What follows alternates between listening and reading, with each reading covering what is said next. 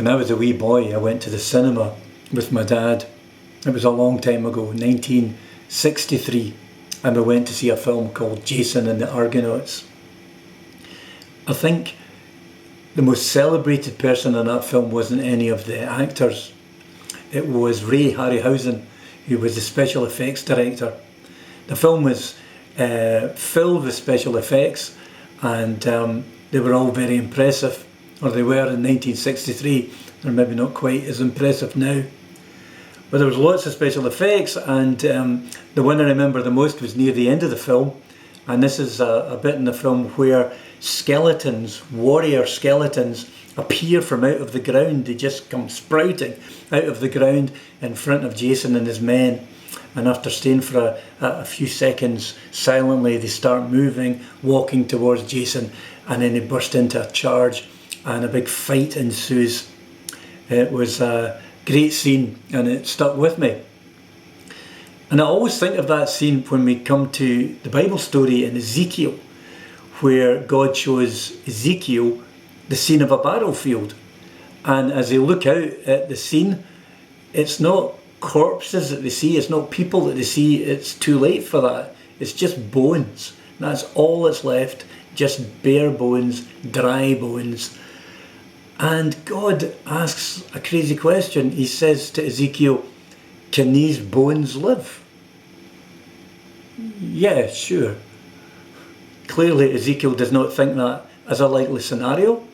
But hey, in the dream he's talking to God, and he doesn't want to disappoint God. So he comes up with a diplomatic answer.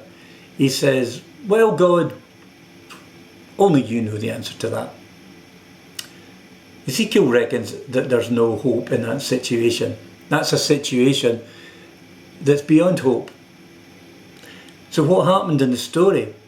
In the story, God asked Ezekiel to speak to the bones, and to his amazement, as he does so, the bones start to come together. And then there's sinews and muscles and skin, and the bones, the heap of bones, turns into a pile of bodies. But there's no life in the bodies. So God says to Ezekiel to speak to the wind and ask the wind to breathe life into these people. And to even more astonishment, the bodies start to move and get up onto their feet, and they are living and breathing. In the Hebrew, the word for spirit or breath or the wind is the same word. It's the word ruach. So God's breath is God's spirit. And the point of the story is that God's spirit has the power and the capacity to change things. And that includes things that seem to be impossible situations. There's a tendency for Christians to be viewed as people who basically have some thoughts and beliefs about the future. And in particular, the belief that there is life beyond this one. Now, I happen to share that belief, but I can't prove it. It's clearly something that can't be proven one way or another. But Christianity isn't just about that. It's about a lot more believing stuff which may or may not happen in the future.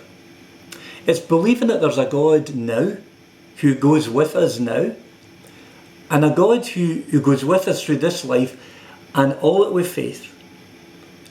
And not just that, but a God who has resources to inspire us and support us and encourage us. In other words, we believe that God's interests are not just about the future. God's promises are not just about the future. They're here for the present, and they have the capacity to transform people and situations today. With God's help, the most unlikely scenarios can change. So does that mean we should be looking out for battlefields with skeletons or bones on the battlefield? No, that was just a picture, that's just a dream to make the point. And the point is that whatever life throws at us, God, through the Spirit, is with us too. So whether it's a realisation of being loved, or a sense of purpose, or a glimmer of hope, or a vision to work towards, or an experience of peace, a call to action, a sense of compassion, whatever we most need to face the days ahead of us, it's available through God's Spirit. So in the difficult times that we're living through right now, this wee story is actually a message of hope. We may trust God for the future. We may even trust God for a future life beyond this one. But we can trust God for the present too. We can trust God for today. So whatever it is we have to face today, God offers us support. God's Spirit, which brings us peace and love and comfort. And it allows us not just to have hope for ourselves, but allows us to share that hope with others in the care that we give to our neighbours.